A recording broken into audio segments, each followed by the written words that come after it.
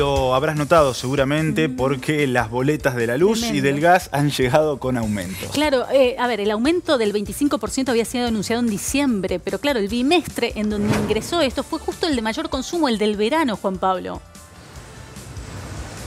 Así es, estamos en el CESIAC, aquí es una asociación civil sin fines de lucro que asesora a los consumidores y nos vinimos para hablar con Nicolás Parisi acerca de este tema que nos preocupa. Nicolás, ¿cómo estás? Buenos días, Juanpi, ¿cómo estás vos? Un placer recibirlos. Bueno, decíamos que ha aumentado la factura, ha aumentado la boleta de la luz en el último bimestre. ¿Cómo afecta esto a los consumidores? Exactamente, hemos visto un aumento en la medición que hicimos que ronda el 25% respecto del bimestre anterior y tenemos que ver, o en realidad empezar a desmenuzar un poquito la boleta porque el aumento se ve reflejado en un aumento importante del cargo fijo, que eso representa la mayor parte, ¿no?, de lo que es el aumento en la boleta final, porque al aumentar el cargo fijo que tiene la EPE, que cobra todos los meses la EPE, impacta sobre los impuestos que también estamos pagando los consumidores y se ve reflejado en el valor final de la boleta. Nos decías que los primeros 200 kilowatts, si subís de eso, ya estás pagando el excedente, pero una familia tipo consume alrededor de 400 kilowatts o más. Exactamente, Juanpi, el consumo de la EPE se mide a los 75 kilowatts, a los 150, a los 200 y lo que se conoce como el excedente, que es mayor a los 200.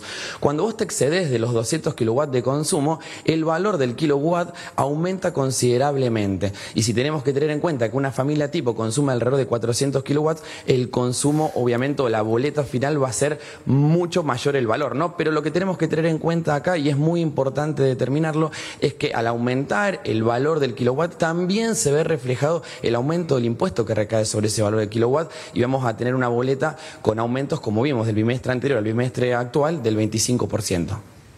¿Cómo estás? Buen día. En este sentido, ¿cómo impacta, por ejemplo, pienso en los bolsillos de los jubilados en el último tiempo, los trabajadores, donde se ha perdido considerablemente el poder adquisitivo de un salario y que no paran de subir los servicios? Buenos días, sí, estás en lo correcto. Lo que tenés que tener en cuenta acá es el aumento de los salarios o el aumento de la jubilación. Si vos me decís, mi salario aumentó un 25%, no lo vas a ver o no lo vas a sentir tanto, pero lo que tenés que tener en cuenta es que aumentaron un 25% las tarifas o el valor final de la boleta en cuanto a al consumo de la EPE, pero las jubilaciones o el salario no ha aumentado de esa manera. Vos pensás que un jubilado para subsistir siquiera, según las mediciones que hacemos nosotros, tiene que contar con alrededor de 735.000 pesos mensuales. Y si encima a esto le aplicamos un aumento del 25% en la factura de la luz, obviamente el jubilado al finalizar el mes no le va a alcanzar. Tras que no le alcanza ahora, le va a alcanzar mucho menos. Claro, y en paralelo mencionabas los impuestos que van atados justamente a este incremento y también el tema subsidios. En este sentido, ¿cuántos usuarios han perdido el subsidio o han visto disminuido lo que tenían reconocido? Hola Gaby, ¿cómo estás? Buenos días. Sí, la mayoría de los usuarios están perdiendo lo que se conoce como los subsidios. Lo que es la tendencia es a reducir y llegar a subsidios cero. Eso es lo que se está buscando porque obviamente lo que es el gobierno actual lo que establece es dejar liberado al mercado el consumo de lo que es oferta y demanda. La gran mayoría de los consumidores está perdiendo lo que es el subsidio y mucho más los jubilados, y es donde repercute mucho más este aumento significativo en cuanto al bimestre anterior al actual. ¿Y va a haber una tendencia a la suba? Pienso, no sé, en la boleta de la luz, que quizás viene la acumulación de lo que consumimos durante el verano, días de mucho calor, recién lo decía Gaby, pero también, nobleza obliga, se han modificado tanto que hay en invierno muchos artefactos que funcionan con electricidad que también son parte de la ingeniería que uno hace en la casa, no sé, alguna estufa eléctrica, algún caloventor, pienso. Y el gas también aumentó. Y el gas también aumentó encima. Tal cual, sí, aumentaron todos los servicios de consumo para el hogar. Y tenés que tener en cuenta actualmente que la ciudad de Rosario tiende a generar lo que son los edificios sin lo que son los artefactos a gas, porque tarda muchísimo en la habilitación.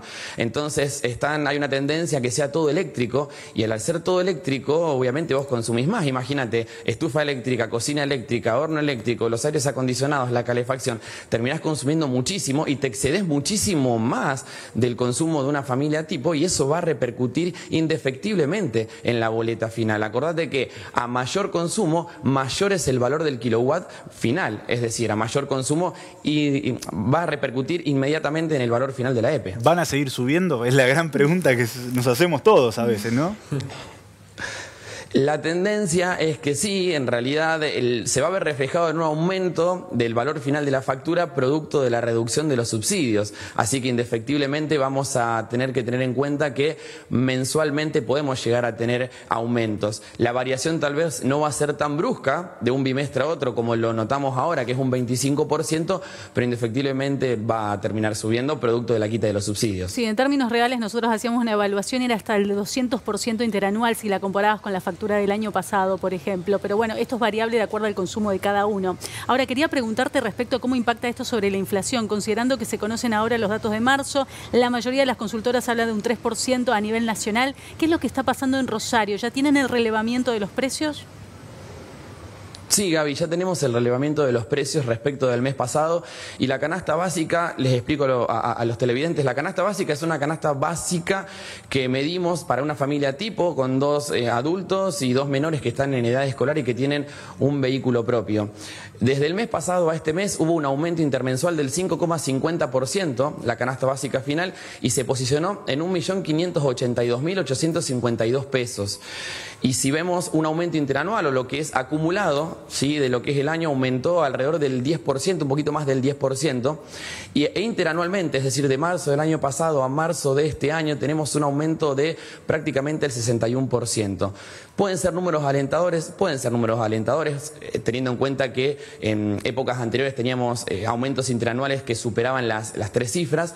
En este caso ya hemos, o por lo menos las mediciones dan que estamos posicionados en 2 cifras, pero lo que no ha aumentado, lo que no se puede recuperar y que estamos muy atrasados es el poder adquisitivo. Los salarios no aumentan conforme la inflación, los salarios no aumentan conforme aumenta la canasta básica y es muy difícil llegar a fin de mes. O sea, para la clase media la inflación del mes pasado fue de más del 5%. ¿Ese es el dato?